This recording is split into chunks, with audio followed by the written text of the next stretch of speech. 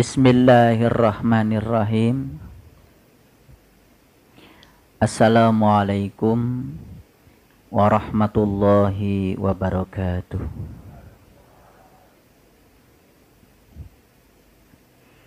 Alhamdulillahillazi arsala rasulahu bil huda wa dinil haqq liyudhhirahu ala dini kullih wa kafa billahi syahida.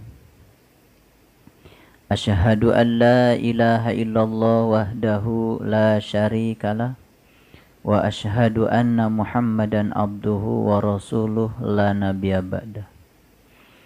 Allahumma salli ala sayyidina Muhammad wa ala ali sayyidina Muhammad kama sallaita ala sayyidina Ibrahim wa barik ala sayyidina Muhammad wa ala ali sayyidina Muhammad kama barakta ala sayyidina Ibrahim fil alamina innaka hamidum majid. Subhanaka la ilma lana illa ma 'allamtana innaka antal alimul hakim. Subhanaka Allahumma rabbana wa bihamdika asyhadu an la ilaha illa anta astaghfiruka wa atubu ilaih. Astaghfirullahaladzim. Astaghfirullahaladzim. Astaghfirullahaladzim. Allazi la ilaha illa huwal hayyul qayyum wa atubu ilaih min jami'il ma'asi wa dzunub la haula wa la quwata illa billahil aliyyil azim. Kita sudah menyadari bahwa sesungguhnya waktu yang paling penting adalah saat ini. Karena saat ini adalah waktu yang paling penting, dan saat ini alhamdulillah kita telah dikumpulkan oleh Allah bersama dengan orang-orang yang paling penting. Maka selanjutnya tugas kita adalah menjadi orang-orang yang peduli dan melakukan yang terbaik di waktu yang paling penting ini kepada orang-orang yang paling penting. Kesadaran ini harus selalu dimunculkan pada diri kita, karena 3 pertanyaan ini akan selalu membimbing kita untuk menjadi orang-orang penting.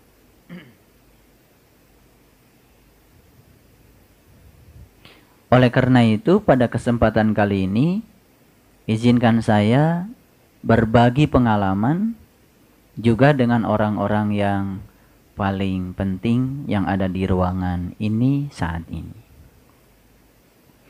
Pengalaman tentang apa?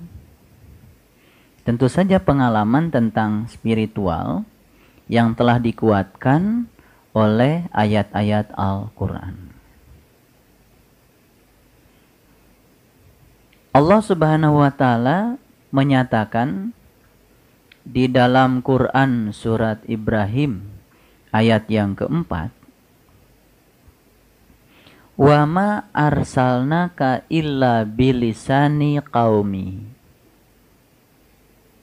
Wa ma arsalnaka illa bilisani qaumihi, artinya, dan tidaklah aku mengutus seorang utusan kecuali sesuai dengan bahasa kaumnya.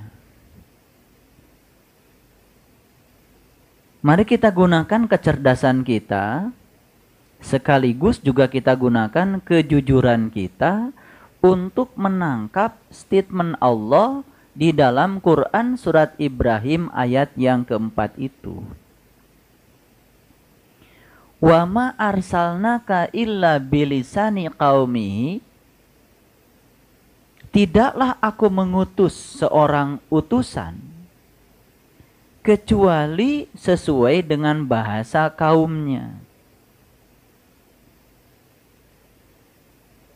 Jadi kalau kaum ini banyak, komunitasnya banyak,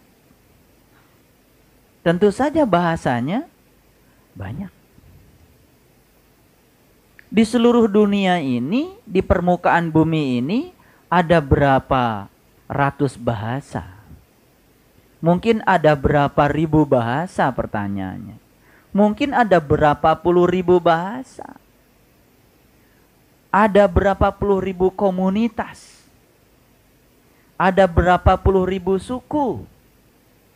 Sedangkan Allah menegaskan, tidaklah aku mengutus seorang utusan kecuali sesuai dengan bahasa kaumnya. Jadi kalau demikian, utusan Allah itu banyak atau sedikit? Siapa yang menyatakan banyak? Ya Allah sendiri. Walaupun secara tidak langsung kita mendapatkan informasi tentang kata banyak, tapi sesungguhnya dari statement, tidaklah aku mengutus seorang utusan kecuali sesuai dengan bahasa kaumnya.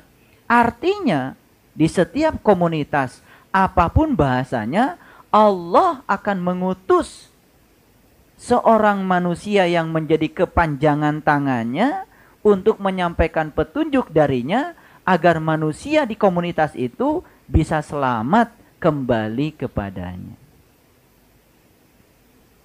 Sebagaimana mukadimah yang saya bacakan tadi, ya. Huwallazi arsala rasulahu bil huda wa dinil haq liyudhhirahu 'ala dini kulli wa kafa billahi syahida.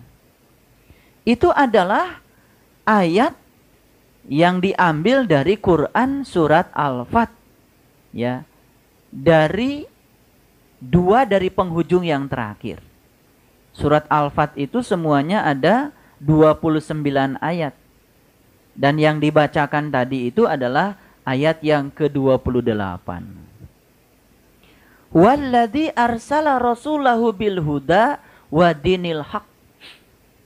Dialah Allah yang telah mengutus seorang utusan untuk memberikan petunjuk kepada manusia. Petunjuk tentang apa? Nah, ini dijelaskan oleh Allah di dalam Quran surat Al-Ahzab. Surat yang ke-33 ayat yang ke-21. Dan ayat ini sering dibacakan, ya, biasanya ketika peringatan Maulid. Bunyi ayatnya adalah laqad kana lakum fi Rasulillah uswatun hasanah. Laqad kana lakum, dan sesungguhnya bagi kalian semua, fi Rasulillah, pada diri seorang utusan Allah. Saya terjemahkan ya semuanya. Fi Rasulillah, pada diri seorang utusan Allah, uswatun hasanah, terdapat contoh teladan yang baik, contoh teladan yang sempurna. Contoh tentang apa? Liman kana yarjullah. Yarju itu artinya kembali. Liman kana yarjullah, bagi orang yang ingin kembali kepada Allah. Wal yaumal akhir, dan di hari kemudian, wa zakarallaha katsira, dia baru bisa ingat Allah banyak-banyak. Jadi sebetulnya Allah mengutus seorang utusan itu, puncak akhirnya adalah agar manusia yang mengikuti para utusan itu dapat mengingat Allah banyak-banyak. Dia bisa mengingat Allah dalam keadaan berdiri, dalam keadaan duduk, dalam keadaan berbaring. Di setiap aktivitas apapun yang dia ingat, ya cuma Allah. Itulah yang disebut dengan ulul albab. Jadi kalau demikian, Allah mengutus para utusan itu, puncak akhirnya adalah untuk mencetak para ulul albab. Nah, tentang ulul albab ini diceritakan di banyak ayat di dalam Al-Quran. Termasuk 7 ciri ulul albab yang pernah kita bahas di Quran surat Ar-Ra'd. Yang ujung akhirnya itu adalah orang yang sudah mampu melawan kejahatan dengan kebaikan. Itulah puncaknya ulul albab. Di ayat lain Allah menyatakan, yu'til hikmata mayyasha wa may yu'til hikmata faqad utiya khairan katsira wa may yazakkaru illa ulil albab. Allah menganugerahkan hikmah kepada siapa yang Dia kehendaki, dan barang siapa yang mendapatkan hikmah, sesungguhnya dia telah memperoleh satu kemenangan yang besar dan tidak ada yang bisa mencapainya kecuali ulul albab.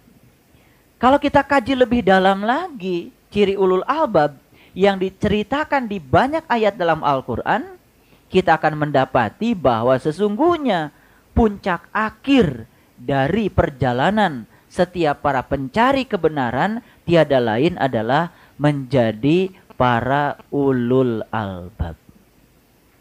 Laqad kana lakum fi Rasulillah uswatun hasanah. Dan sesungguhnya bagi kalian semua pada diri para utusan Allah itu terdapat uswatun hasanah.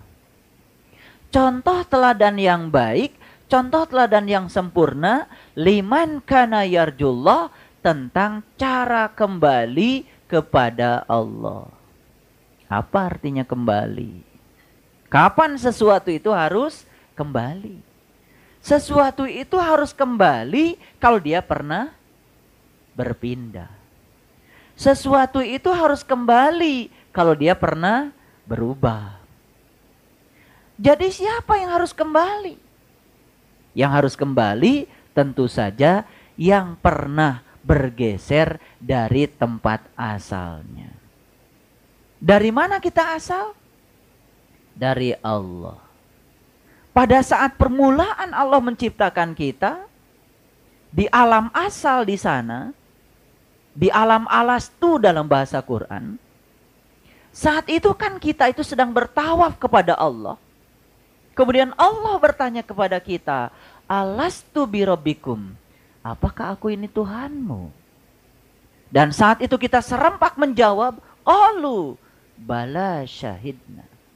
Ya, aku bersaksi. Saat itu kita masih telanjang tanpa tubuh. Saat itu wujud kita belum seperti wujud hari ini. Saat itu kita belum diberi tubuh. Karena saat itu Allah belum merasa perlu untuk memberikan tubuh. Jadi kalau begitu, kita ini pernah ada di alam asal. Dan di alam asal itu kita menyaksi kepada Allah. Dampak dari penyaksian kita kepada Allah tentu saja kita dapat mengingatnya. Jadi semua kita itu di alam asal, semuanya yang diingat cuma satu, yaitu Allah.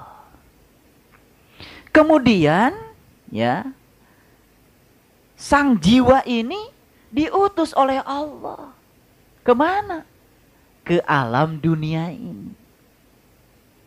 Lalu agar sang jiwa ini menjadi produktif dan bisa melakukan sesuatu di alam lahir ini, maka sang jiwa kemudian diberi sarana. Sarananya yang bernama tubuh jasmaniah kita. Jadi sebetulnya tubuh jasmaniah ini adalah sarana yang diberikan Allah agar sang jiwa bisa berkarya di sini. Dan untuk berkarya diperlukan tubuh ini. Itu sebabnya ketika manusia tidak berkarya di alam semesta ini, dalam konteks membiarkan dirinya digunakan Allah untuk tujuan Allah, tidak berkarya dan tidak menjadikan dirinya bernilai di hadapan Allah, sesungguhnya dia telah keluar dari tujuan awal penciptaan Allah terhadap dirinya. Itu sebabnya manusia harus menyadari bahwa sesungguhnya dia diadakan oleh Allah untuk tujuan Allah.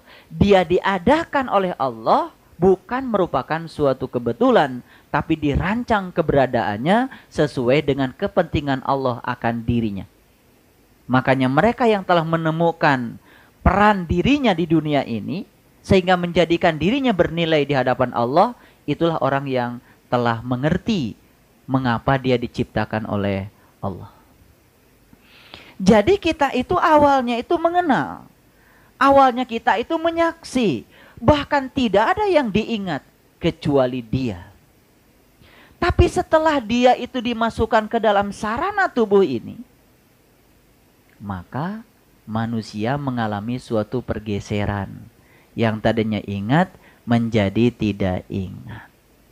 Yang tadinya kenal menjadi tidak kenal. Makanya manusia telah berpindah dari tempat asalnya. Telah berubah dari kondisi awalnya. Itu sebabnya hutang manusia yang paling besar adalah ketika dia tidak mampu mengembalikan dirinya sebagaimana asalnya dia mengenal kepada Allah. Jadi kalau sampai mati manusia itu tidak mampu menggunakan tubuhnya sebagai sarana, bukan sekedar untuk berkarya, tapi untuk mengembalikan sang jiwa kepada Allah. Sampai mati dia tidak mengerti bagaimana cara menggunakan tubuh untuk mengantarkan sang jiwa kepada Allah. Berarti hutang itu akan terbawa mati. Itulah hutang yang paling besar. Maka diutuslah para utusan Allah. Untuk apa para utusan Allah itu? Liman kana yarjullah. Untuk mengajarkan bagaimana cara kembali kepada Allah. Nah, bahasa lain dari kembali adalah taubat. Taba yatubu taubatan. Kata taubat ini pun telah mengalami degradasi makna. Sehingga taubat yang kita pahami dari kebanyakan orang memahaminya dengan taubat dari aslinya berdasarkan lugotnya di dalam bahasa Arab itu pun sudah menjadi berbeda. Padahal taubat itu artinya adalah kembali, sama dengan yarju. Makanya tugasnya para rasul itu sebenarnya cuma satu. Mengajarkan kepada manusia bagaimana cara kembali. Siapa yang sudah kembali? Yaitu mereka yang telah menemukan cara untuk kembali, mengamalkan cara itu sehingga dia bisa menyaksikan apa yang pernah saksikan di alam alastu dalam kehidupan yang sekarang ini sebelum dia mati. Ketika dia bisa sukses sampai di situ, maka dia telah menyelesaikan hutangnya kepada Allah. Itulah intisarinya agama. Makanya din itu dari kata dain. Dain itu artinya utang. Jadi kenapa orang harus beragama? Intinya adalah untuk membayar utangnya agar dia bisa kembali ke titik asalnya. Mencontoh sunnah Rasul tentang cara untuk mengembalikan dia ke titik asalnya itu, itulah sebetulnya intisari dari agama. Nah, inilah barangkali yang ingin kita perbincangkan malam ini lebih mendalam lagi dalam rangka peringatan Maulid Nabi besar Muhammad Rasulullah Shallallahu alaihi wasallam. Saya akan berbicara lebih dalam tentang esensi dari peringatan Maulid itu sendiri.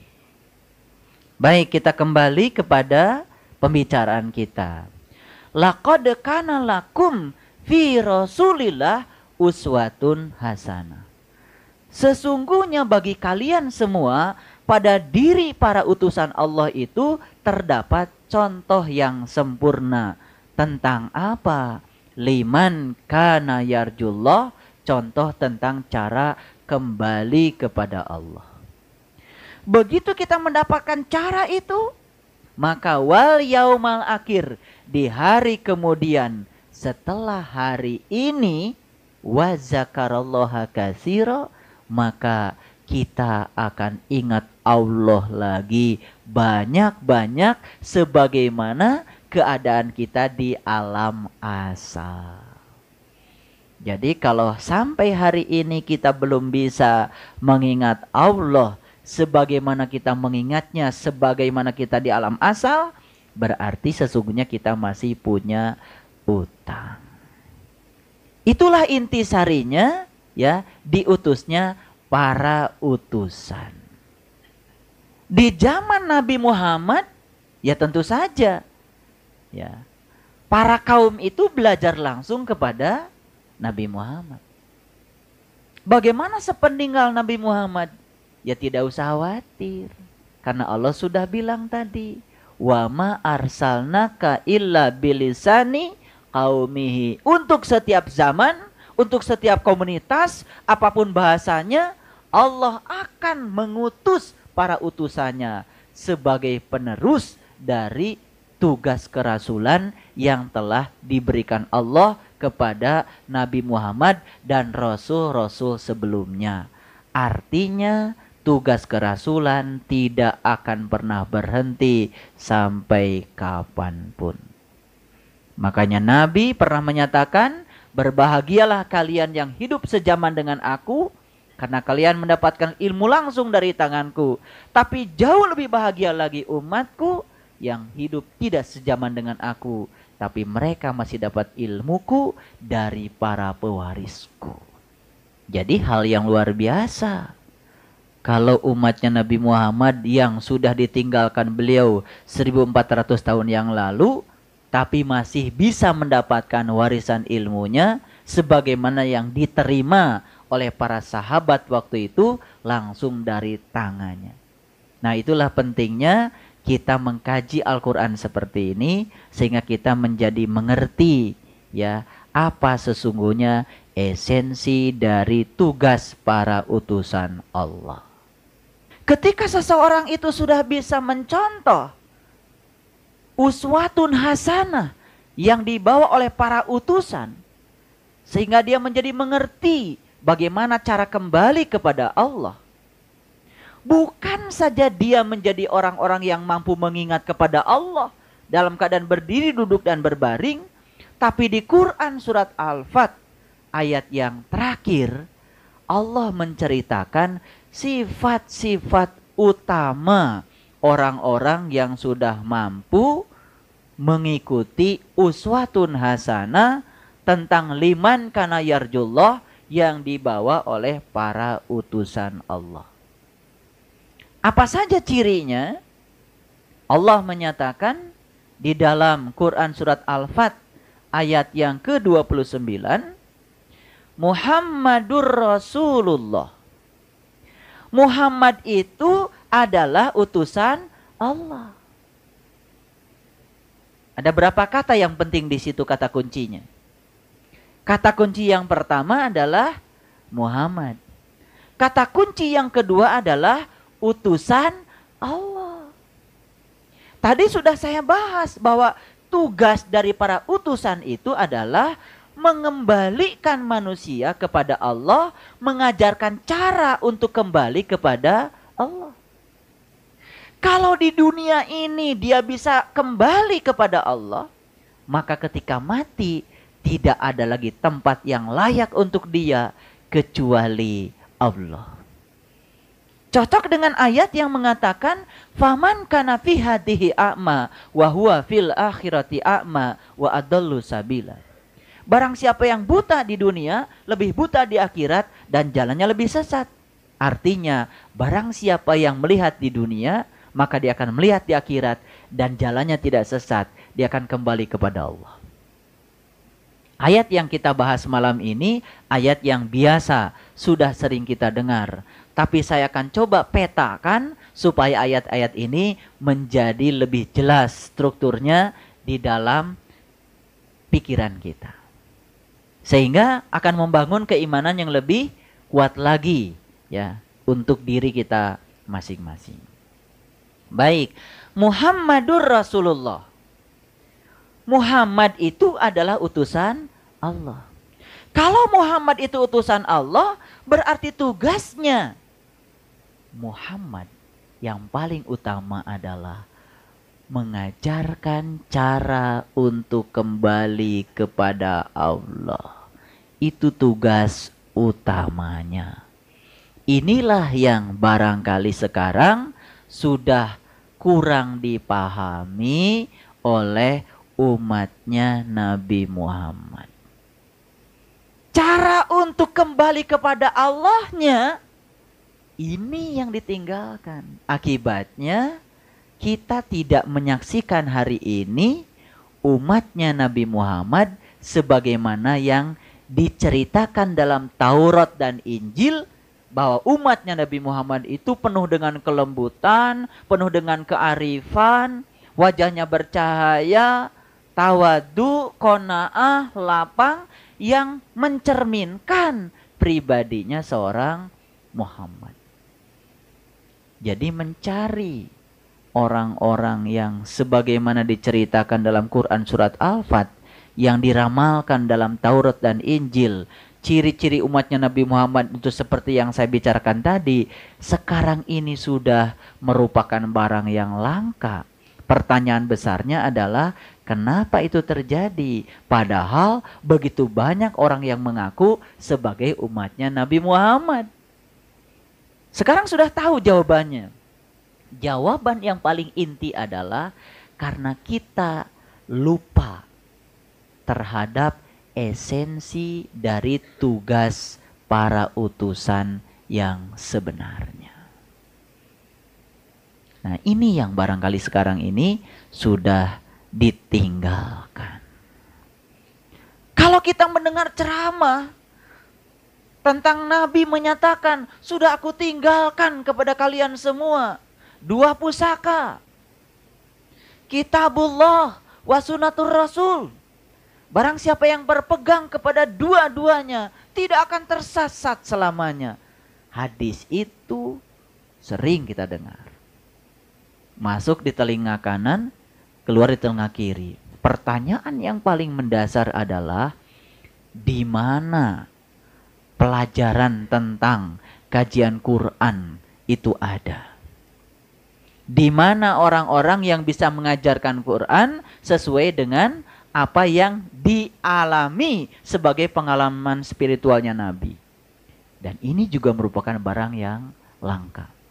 Akibatnya, ya, ketika seseorang sudah merasa mengamalkan seluruh ritual agama sebagaimana yang telah dijelaskan oleh Nabi Muhammad, sudah menjalankan sunnah katanya, lalu dampaknya kita lihat, ternyata wajahnya menyeramkan, kata-katanya juga menyeramkan, ya, energi yang terpancar dari wajahnya pun menyeramkan. Lalu yang terjadi adalah sikap anarkis, kekerasan terjadi di mana-mana, orang telah kehilangan kasih sayang, saudaranya sendiri bisa dibunuh atas nama keyakinan, lalu orang yang berbeda keyakinan dianggap sebagai musuh, dan itu yang kita saksikan. Dan saya yakin bahwa semua aspek-aspek yang muncul kita saksikan sebagai bentuk, ya, kekerasan itu bukan merupakan suatu dampak dari ajarannya Nabi Muhammad. Dampak dari ajaran Nabi Muhammad itu dijelaskan di ayat ini. Muhammadur Rasulullah walladzina ma'ahu asyidda'u 'alal kufar. Muhammad itu utusan Allah dan orang-orang yang mau taat dan mengikuti sunnahnya. Apa tuh sunnahnya? Liman kana yarjullah. Cara untuk kembali kepada Allah itu dulu yang paling utama.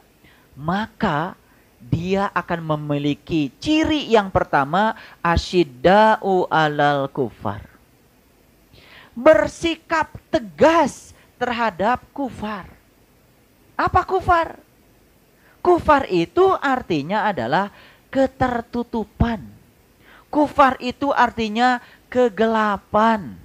Wujudnya berupa kemarahan, kebencian, kemiskinan, kebodohan, kesombongan. Itulah wujud-wujud dari kufar. Dan itu sesungguhnya yang harus menjadi konsentrasi perang kita. Karena itulah musuh-musuh kita. Musuh kita sekarang itu adalah kebodohan. Musuh kita itu sekarang adalah kemiskinan, kesombongan. Dan justru kita mengambil musuh bukan itu. Yang kita jadikan musuh sekarang ini siapa? Orang yang dianggap berbeda keyakinannya dengan kita, dan itu yang kita musuhi. Itulah kesalahan besar memahami Quran surat Al-Fat ayat yang ke-29. Asyidda'u alal kufar diterjemahkan bersikap keras terhadap orang kafir. Orang kafir dianggap orang yang berbeda keyakinan dengan kita. Ini sebetulnya akar masalah terjadinya kekerasan di negeri yang kita cintai ini. Kalau semua umat Islam, semua orang yang mengikuti jejak Nabi Muhammad mau melihat potret perjalanan diri Nabi Muhammad dalam berdakwah penuh dengan kelembutan, penuh dengan kearifan, karena yang disampaikan oleh Nabi adalah pencerahan. Pencerahan itu tidak pernah tersentuh. Pencerahan itu seperti bayangan bulan di dalam air. Bulannya tidak basah, airnya tidak terkoyak. Itu pencerahan. Pencerahan bukan memaksa orang lain agar sekeyakinan dengan kita. Pencerahan bukan memaksa orang lain agar mengikuti keinginan kita. Pencerahan bukan seperti itu. Pencerahan adalah mewariskan nilai-nilai luhur untuk kesejahteraan dan kemakmuran manusia lahir dan batin. Sehingga ketika seseorang telah mencapai pencerahan, maka dampaknya dia menjadi ringan, mengerti akan hidup, dan kualitas kehidupannya menjadi lebih baik lahir dan batin. Kalau kita bisa menerima lahir dengan alhamdulillah tanpa ada penolakan sedikit pun, maka batinnya bisa dijamin pasti akan lebih sejahtera dan damai. Salamun alaikum bima sobartum. Maka Allah akan menyampaikan salam damai buat mereka-mereka yang sudah mencapai tingkatan spiritual seperti itu. Tidak menghukum siapapun, tidak menjudge siapapun, yang ada adalah memperbaiki diri sendiri setiap saat. Lalu dia akan menjadi orang-orang yang lebih arif, lebih bijak. Kearifan dan kebijakannya itu kemudian menular ke lingkungan terdekatnya. Menular lagi. Maka dia menjadi bernilai bagi orang lain.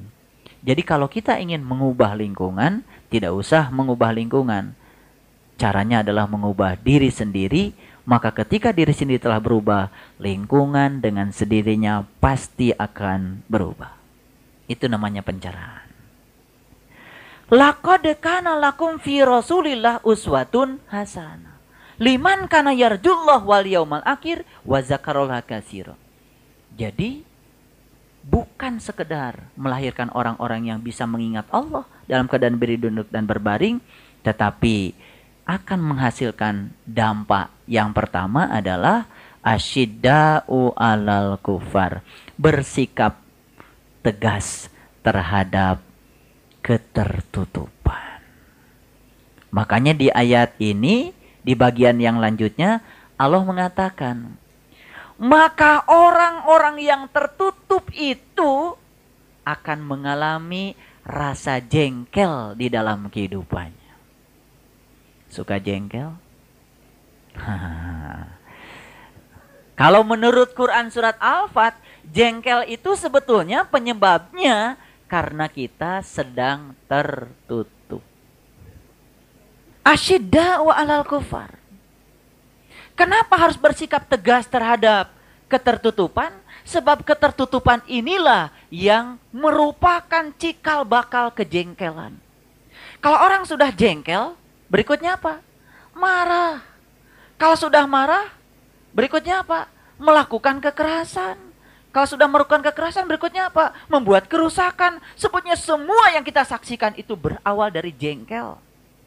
Orang lain tidak sesuai dengan keyakinannya dengan kita, jengkel. Orang lain beda ibadahnya dengan kita, jengkel. Orang lain kunut, kita kagak, jengkel.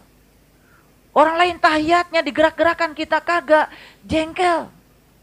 Akibatnya apa? Jengkel terus hidupnya. Nah, orang yang jengkel terus kelihatan kan dari wajahnya, berat gitu ya.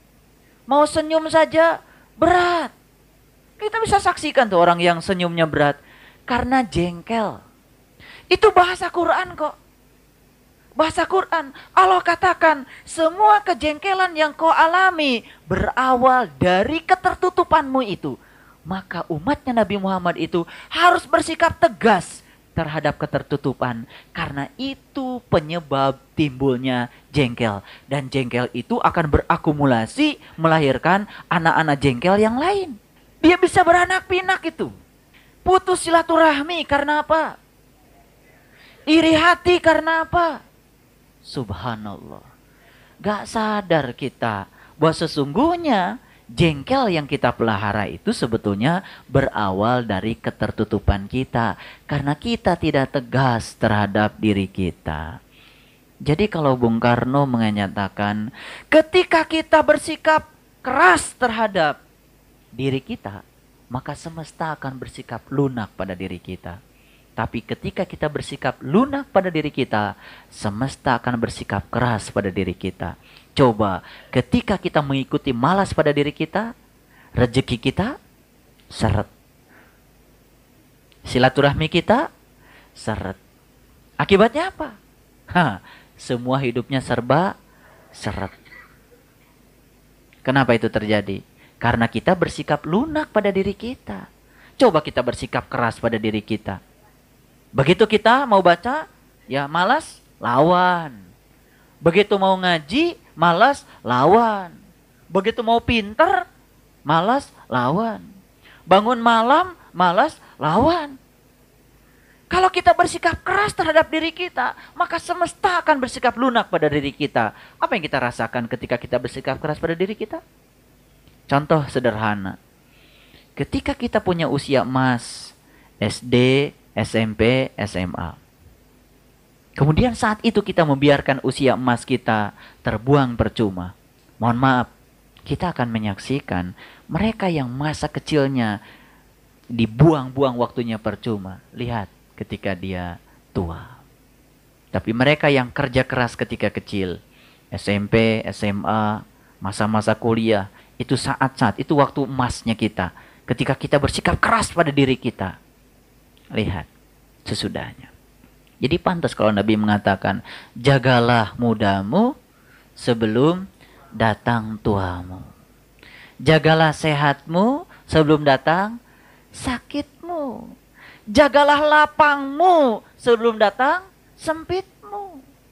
Kita tanya orang tua kita yang hidup di zaman revolusi. Boro-boro ngaji seperti ini. Boro-boro tahajud, boro-boro duha. Mau wiridan saja baca subhanallah 3-3. Barangkali terburu-buru. Kita sedang berada dalam suasana yang amat sangat senggang. Tapi kita membuang-buang kesenggangan kita karena kita bersikap lunak pada diri kita. Terasa? Ya. Ya. Jadi Allah itu sebetulnya sudah memberikan fasilitas yang luar biasa kepada kita. Quran yang 30 juz susah kita mendapatkannya. Lebih murahan Quran daripada buku-buku yang lain. Tafsir Depag itu 35.000 udah dapat yang bagus. Subhanallah. Tapi berapa banyak umat Islam yang gemar membaca Al-Quran?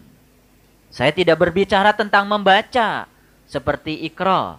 Silahkan, itu juga bagian yang harus kita kuasai. Itu aksesorisnya agama. Tapi membaca kedalaman makna Al-Quran dan menerjemahkannya itu menjadi pola pikir kita. Dan pola pikir kita itu pola pikir Al-Quran. Ini yang merupakan barang langka sekarang.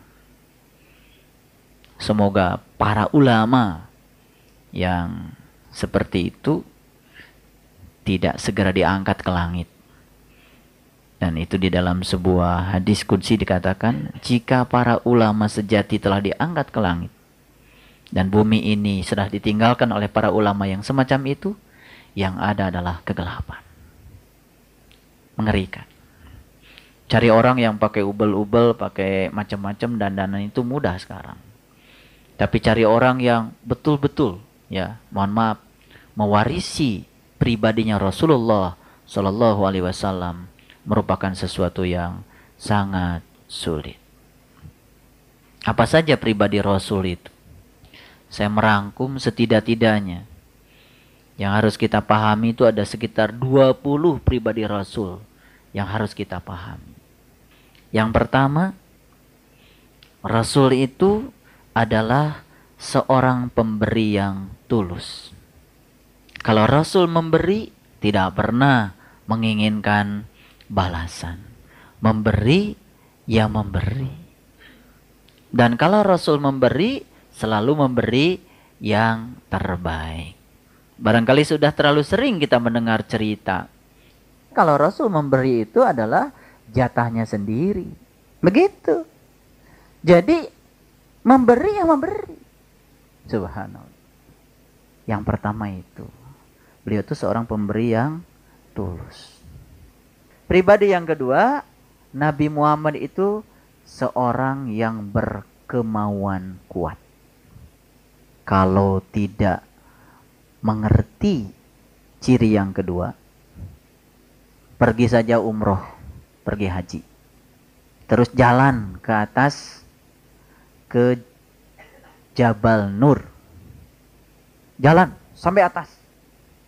Sampai ke Gua Hira. Di situ duduk. Gak usah lama-lama. Sehari saja. Setelah itu kemudian bandingkan. Nabi Muhammad 15 tahun di situ. Menempat diri. Udaranya yang begitu kencang. Rasakan di situ. Tempat duduknya batu. Rasakan di situ. Berapa banyak nyamuk yang hadir. Mungkin ular dan binatang-binatang yang lain. Beliau tetap di situ. Menempat diri, melepaskan segala kemelekatan pada dunia hanya untuk mendapatkan satu kekosongan pikiran agar Allah hadir dalam dirinya. Di situ kita baru bisa merasakan betapa luar biasanya Nabi Muhammad.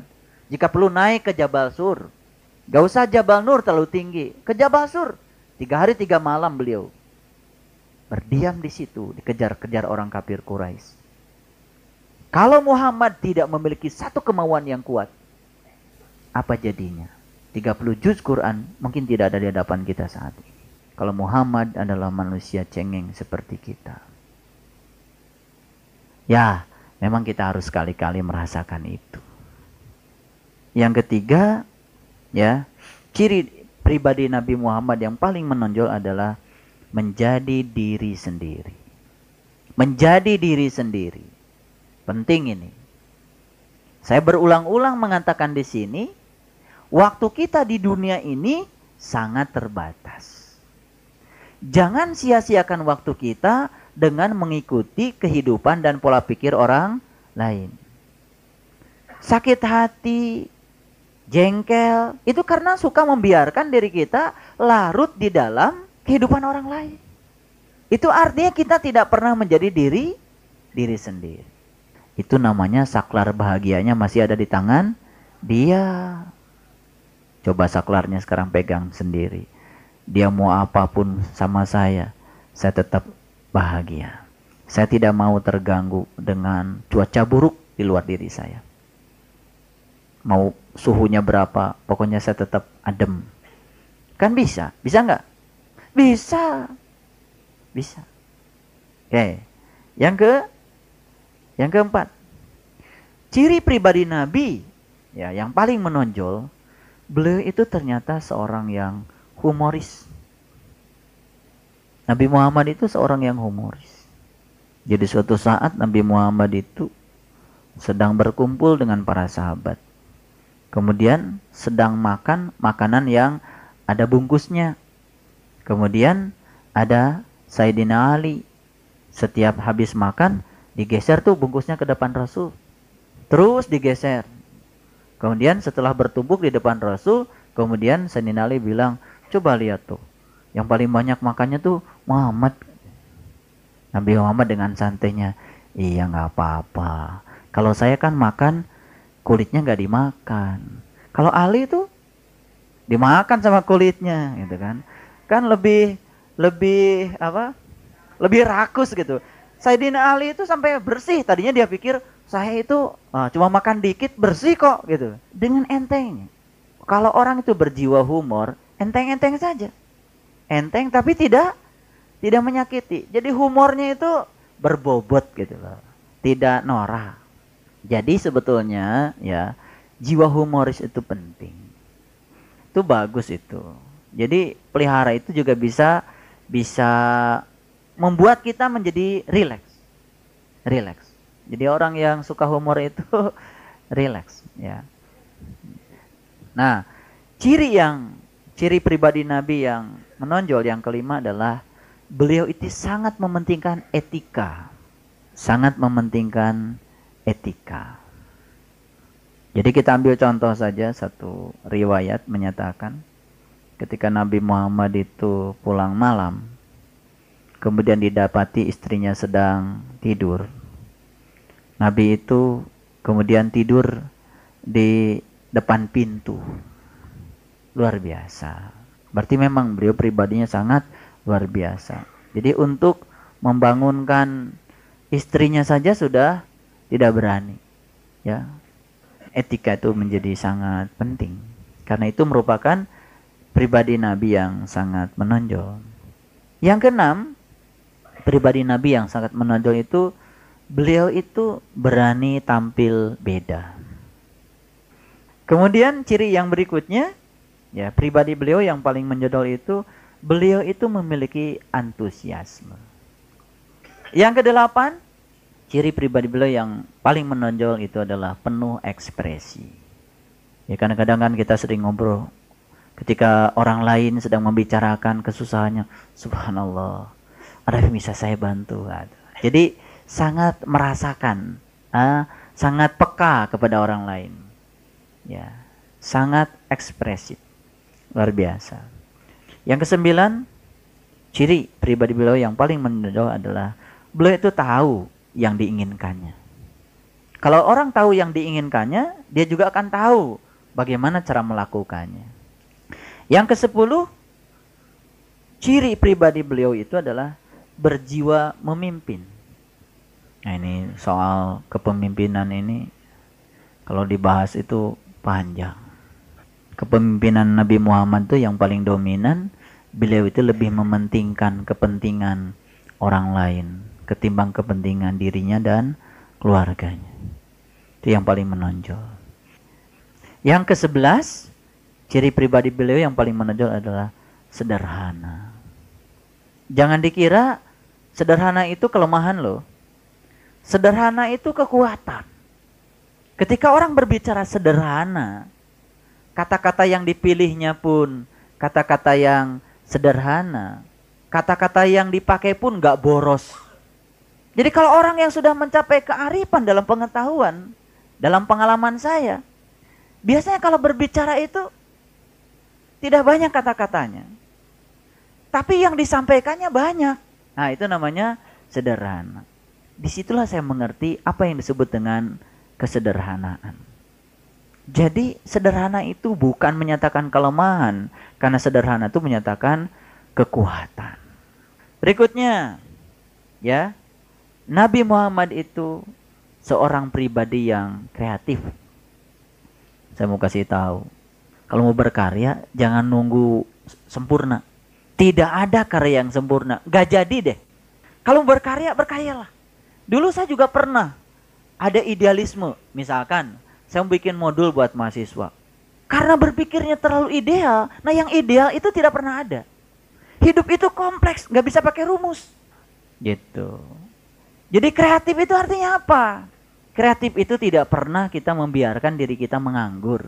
Apa saja lakukan, sekecil apapun sebetulnya bisa berguna. Berikutnya, ya, Nabi Muhammad itu seorang pribadi yang pandai mengatur strategi, pandai mengatur langkah. Jadi setiap apa yang dilakukan itu selalu menggunakan ya strategi, pilihan-pilihan strategi yang tepat. Kemudian yang ke-14, ya, pribadi beliau yang paling menonjol adalah penuh harapan. Saya sudah kasih tahu kalau harapan itu bukan untuk dicapai, tapi harapan itu sebagai energi awal agar kita memulainya saat ini juga. Itu harapan. Yang ke-15, pribadi beliau yang paling menonjol adalah tahu cara berterima kasih. Kadang-kadang ucapan terima kasih ini menjadi susah kalau tidak dilatih. 16. Nah, pribadi Nabi yang paling menonjol itu adalah pandai berkomunikasi. Komunikasi itu tidak selalu dengan bahasa verbal, tapi komunikasi itu bisa juga dengan bahasa yang non-verbal. Baik, yang ke-17, ciri pribadi yang paling menonjol adalah beliau itu adalah pandai mengendalikan diri. Oh, yang ke-18, jujur pada diri sendiri. Syarat untuk mendapatkan ilmu-ilmu sejati itu kunci awalnya adalah jujur pada diri sendiri. Sederhana sebetulnya, orang-orang yang sampai hari ini tidak mengalami kemajuan dalam spiritual, itu sederhana juga. Yaitu orang yang tidak bisa jujur pada dirinya sendiri. Itu kunci. Baik, yang berikutnya, yang keberapa? Yang 19. Ciri pribadi beliau yang paling menonjol yang harus kita tiru adalah percaya diri. Dan yang berikutnya, ciri pribadi beliau yang paling mendasar, yang paling menonjol adalah beliau punya pribadi yang cepat tanggap. Cepat tanggap. Responsif, tapi tidak reaktif. Nah, beda. Reaktif dengan responsif itu beda. Kalau reaktif itu ya gampang bereaksi tapi biasanya negatif. Kalau responsif itu dia menanggapi tapi tidak gampang bereaksi. Nah, tentu saja pribadi yang bagus itu bukan yang reaktif tapi yang responsif. Kembali pada Quran surat Al-Fat. Jadi ciri umatnya Nabi Muhammad yang pertama adalah asyidda'u alal kufar. Tolong dipahami, bersikap tegas terhadap ketertutupan sehingga kita bisa memiliki 20 pribadi yang tadi. Kalau kita bersikap tegas terhadap ketertutupan, tidak sulit untuk mendapatkan pribadi yang tadi.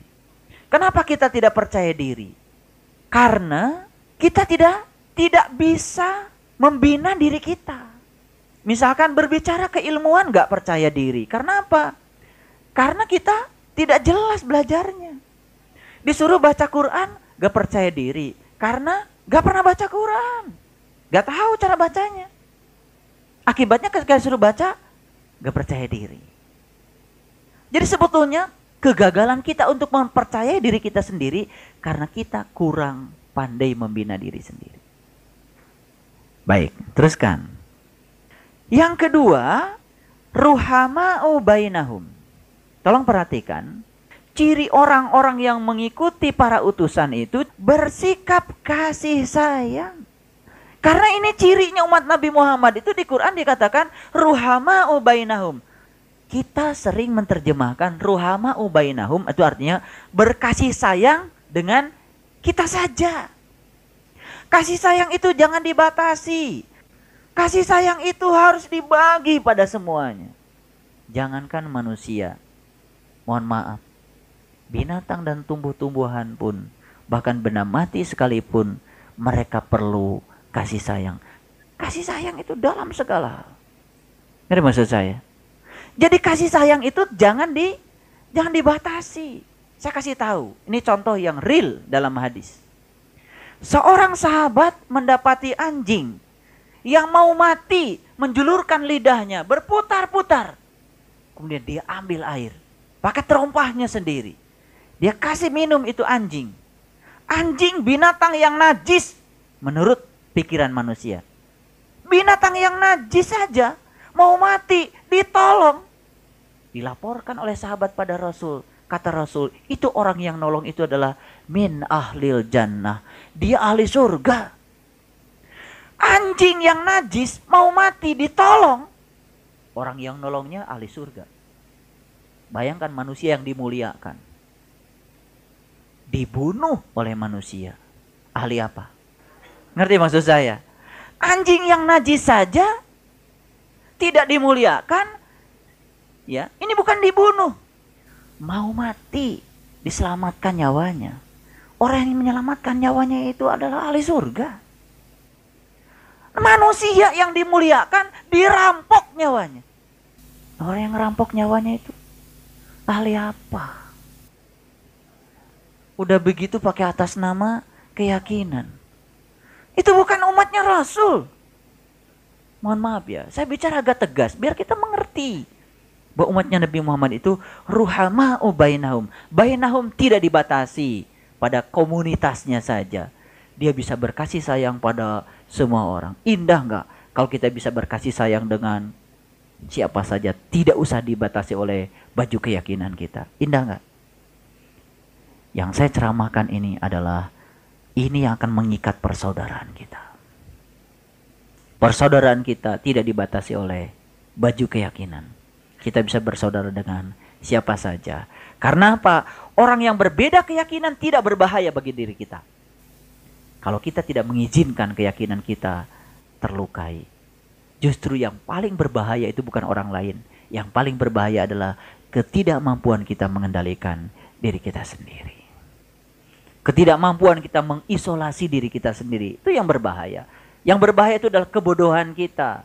Ketololan kita, kesombongan kita jauh lebih berbahaya daripada orang lain yang berbeda keyakinan dengan kita. Dan mereka tidak berbahaya sesungguhnya. Ciri yang pertama, asyidda'u 'alal kufar. Dan ciri yang kedua, ruhama'u bainahum. Ciri yang ketiga, tarahum ruka'an sujadan yabtaguna fadla minallah waridwana. Ruku dan sujudnya semata-mata karena mencari ridhonya Allah. Ruku dan sujudnya semata-mata karena mencari ridhonya Allah. Bukan sekedar untuk mendapatkan eksistensi sebagai seorang muslim. Bukan. Tidak penting itu. Makanya saya tidak akan pernah bertanya berapa rakaat kita sholat.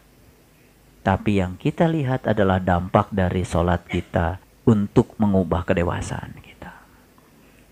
Ciri yang keempat, simahum fi wujuhihim min asari sujud.